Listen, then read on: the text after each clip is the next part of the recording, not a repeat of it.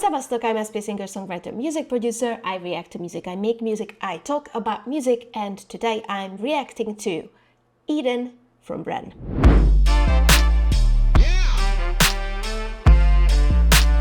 It's been a while since I reacted to Ren, and it's been a while since I posted. Life has been hectic. Life was happening, life is happening. I need something to lift me up, and I'm taking a gamble with this song because I know that Ren's songs are usually not the light-hearted type. However, I know you guys really love it when I react to Ren, so here it is. Let me tell you a story as old as time.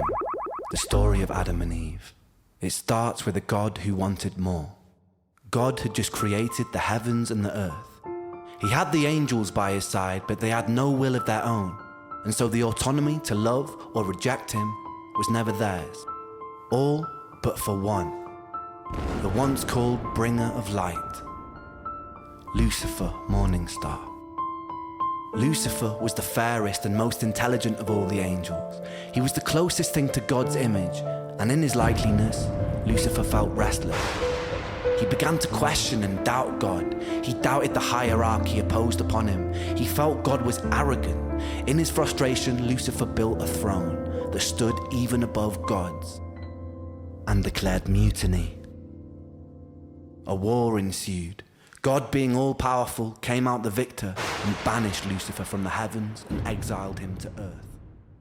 I really like the sound effect when he is sort of representing God or talking about God. It has a little bit of artificial feeling to it. It really helps with keeping your attention or grabbing your attention. These kind of cautionary tales originally were created, I think, for installing obedience in the listener. Wherever there will be a system, there will be a rebel in it. For us, human beings, we were evolved in a form that we stick together as a tribe for the ultimate way of survival. So it is a very strong instinct in us to go with the system, but it is also an interesting aspect of our human mind to question things, to have doubts. Personally, I really hate doubts because I have too many, but I respect that feeling and I know it has its function. Once again, God was alone with his power. Perhaps from loneliness, perhaps from curiosity, perhaps from a desire to share love, God began to work on his greatest project yet, a being that would mirror himself, the human. Two humans specifically, Adam and Eve. They were placed inside a paradise built for them on earth, the Garden of Eden. In the garden, God placed a tree that bared fruit that would grant anyone who ate it powers bestowed only to a God, to tell good from evil, left from right, to live righteously or to sin. He named this the tree of knowledge. I just have a question about this story. If God didn't want them to eat the apple, why did he place the tree of knowledge in the Garden of Eden? Why? I don't know. It's weird, and I just realized it right now, even though I've been listening to this story my whole childhood. God told Adam and Eve they could eat whatever they wanted in the garden, but never the fruit from the tree of knowledge. And if they disobeyed him, it would be punishable by death. The basic way the story of Eden is told is that Eve was tempted by Lucifer in the form of a serpent to eat a fruit from the tree of knowledge. Convinced, she bit the fruit, she passed it to Adam, and he did the same. Suddenly, ultimate knowledge filled their minds, and they realized they were naked and felt shame. God discovered this betrayal and felt angered. He exiled Adam and Eve and cursed them with the life of a mortal. They would work, they would bear children, and they would die. The fate of a human. Now look deeper. In the story, the serpent tempted me by telling me I would gain ultimate knowledge and that God would spare me. Both were true. This wasn't some great deception, meaning that Satan, in the likeliness of God, perhaps understood his intentions. In fact, the only lie uttered in the Garden of Eden was by God, who did not end up condemning Adam and Eve to death. This could be seen as an act of mercy but the sheer fact that the tree existed and that humans Were initially cut off from this knowledge. may imply some part of God was afraid that if humans were granted the gift of perception, they, like Lucifer, would have the power to reject him too. The fact Yeah, I have nothing else to say. would have the power to reject him too. The fact that there stood a beautiful tree that could grant this knowledge in the first place. implies that a small part of God, supposedly all-knowing, perhaps wanted and intended The humans to bite too. In the Bible, Satan was an exiled angel of free will. Humans are exiled descendants of Adam and Eve. also with free will. Not only have we shared a similar fate to the devil, we were also both constructed in We the were image of also our both Creator, constructed in the image of our Creator. meaning our behaviors, in some shape or form, imperfectly echo His. We could assume that this kind of God has his doubts, But- but as the most powerful Being in the universe. Oh, I understand the visuals now, and also the ever-changing voice that speaks, which are AI-generated voices. Super interesting. It's an inception.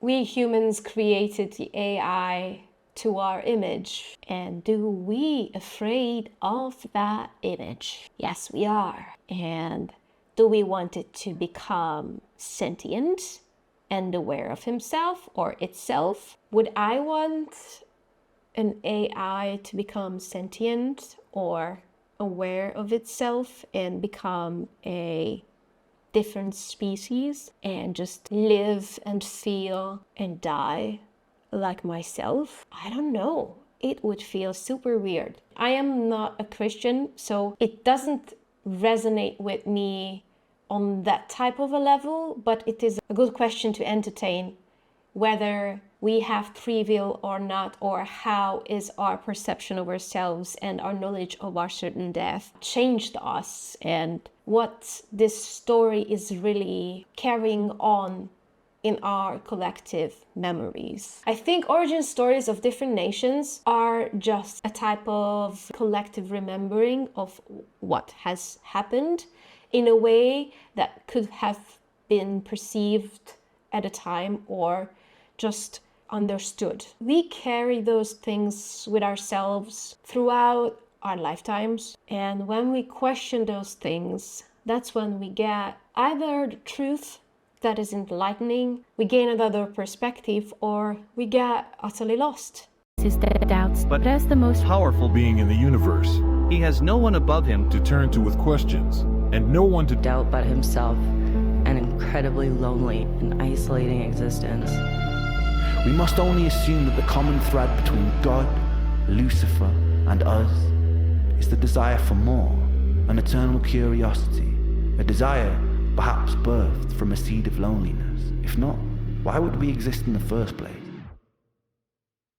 The constantly looping bittersweet irony is whether gifted by some omnipotent God or simply a byproduct of billions of years of evolution, here we stand in 2023 as creatures with free will, the only creatures that understand and define good from bad, creatures with the potential of a God. Well, can we tell good from bad? We have such a subjective view on that. It is constantly making us suffer in oh so many ways, not just on a personal level, but on country level, on economic level. I mean, there are certain things that we humans find good and bad, and we can agree on certain things about good and bad. But ultimately, there will always be differences. From bad, creatures with the potential of a God. And what do we do with that free will, my friends? We willingly walk to the edge of a cliff. What do we do with the free will? Loading. That small little thing felt like an entire lifetime. We willingly walk to the edge of a cliff. In the name of progress, we jump off the precipice. The empires we build ravage the earth. The natural order of things are necessary to survive. Any systems which do not honor homeostasis eventually perish. Our free will overrides our own biological instinct.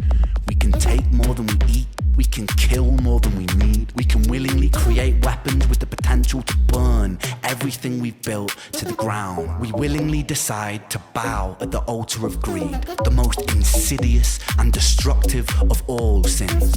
We put our faith in corporations who pose as rulers. We willingly allow ourselves to be led by outdated power systems ran by corrupted politicians and bloated dictators who claim domain and dominion over an open and free land. We willingly. I like how raw and simple this is. It is like not joking around. I'm not gonna distract you with any kind of instrument. This will be a very simple and dirty beat, and you will just listen to what I need to say. Corporations who pose as rulers. We willingly allow ourselves to be led by outdated power systems ran by corrupted politicians and bloated dictators who claim domain and dominion over an open and free land. We willingly elect the corrupted when the decision was always ours to build something better. We willingly create and impose separation because of beliefs that we are force-fed through our phones and television sets. We always had the will to reject these things, but we adhere to them as though they were the laws of physics. You know, there is a conflicting thing about this situation he describes. Of course, we have the opportunity to reject these things, but as he described, any system or any opposing to the homeostasis eventually dies. And I can't believe I'm saying this, and I'm so sad to say this, but it is very hard to actually practice your free will. I want to keep these videos light and entertaining, but I gotta be honest with you. I want to cut the bullshit just as Ren does. It is terrifying to live nowadays, at least for me. I don't know about your experience. Life can be amazingly, beautifully different. It really depends on what you choose to believe in and how you choose to think and how you choose to react to things. And it really breaks my heart that I sort of have the option to practice my free will, but on the other hand, it is very hard to know how to practice it well. Even if I go down the street and I express my disdain about a certain topic, it might not do anything. While I understand what he's saying, it's also a devastating truth. We always had the will to reject these things, but we adhere to them as though they were the laws of physics. War, famine, pestilence, greed, these aren't things imposed upon us by an all-powerful God or by his demonic adversary. They are here because of us, not because of free will, but because of our inability to use it. I would argue a little bit with this. If you are with me, if you're not with me, comment down below what you think. I don't think war and famine and pestilence are here because of us. I think conflict and any kind of destructive force that is present in existence as we know it is natural, and it's not about us. I mean, the concept of war is of course because of us, because no species would build weapons to destroy their own species. But there are examples in nature when, for example, in primates, I read about it in a book called Different by Franz de Waal, and in there he described that even within the society of primates, he examined political fights, planned murder, and coups just as much as he examined connection and the importance of connection and leadership by care and good intention. So I think we are capable of both of those things. The conflict for survival will always be there. There's just not the survival of the fittest, there's also the survival of the friendliest. It is not about us. We've been here just for a minute, and I feel like we are like teenagers at this point, thinking that our emotions and our thoughts are just the whole world. There is truth to what he says. I just wanted to bring in another perspective to strike up a conversation with you, because I like to talk to you. I like to read your comments. So fire them on and let's continue. Not because of free will, but because of our inability to use it. We must be motivated to be better, not out of fear of punishment of an eternal damnation, but because the choice exists, because we love ourselves, because we have the power to absolve ourselves of so much unnecessary suffering. Take a second to be in this very moment. I hate to stop this, but I agree. As we are human beings, and as I said, we tend to think we are the center of the universe and we might not want to take ourselves that seriously. There's also a limitation to that kind of thinking, because where does that kind of thinking takes you when you get up in the morning and you need to do things? We have a kind of context that we are living in, we are existing in, and we have to make our own choices. And it is so fascinating that for most of us, it is inherently the best feeling to be good to each other. It is a much better and much stronger feeling to have connection, to do good to others than to harm others. It is also a very strong urge when it is about your survival. But I do think overall, love is stronger. Take a second to be in this very moment. In this moment, how much suffering is happening all over the planet right now? How many people are dying of illnesses that could have easily been cured, but aren't because of the selfishness and greediness of humanity? How many people break their backs and reject their own passions to simply afford bills and food? How many of us crave distraction from existence? How many of us numb that pain in whatever way necessary? How many children are being abused? How many people sleep cold and hungry on the streets? How many of us become cogs inside a machine that is destroying itself? How many soldiers have been forced to fight in meaningless wars? How many humans have killed for ideals they don't believe in or understand? How many people have died for the greed of another man?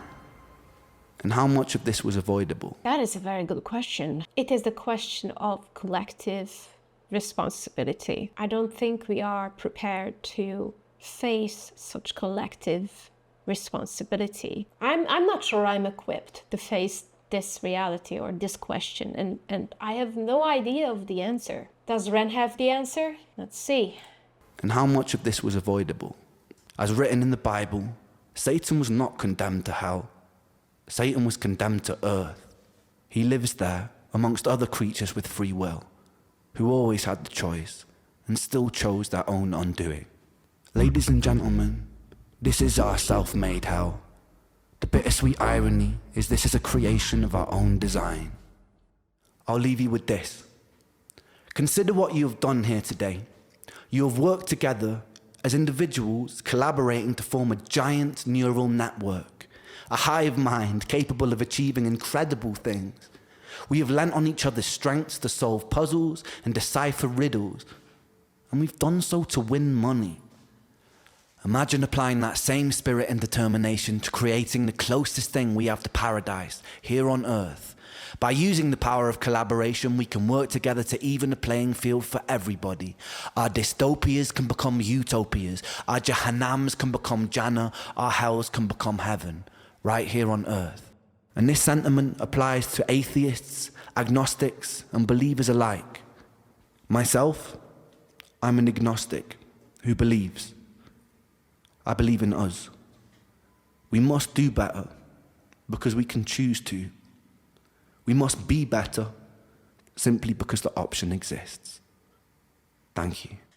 I must say I envy him and also admire him for his faith in humanity. And it really inspires me to also believe. It is the bravest thing to choose to believe in the good of people. He is a believer, and that's so different. He's not afraid to light himself on fire, just figuratively, of course. Well, will I listen to Eden a lot? Maybe sometime. But you know what? There are some pieces like this that it is actually more food for the thought than for the body. If you like this video, you can like and subscribe, support me on my Buy Me a Coffee page or with a super thanks, and listening to my music on Bandcamp or on my YouTube channel.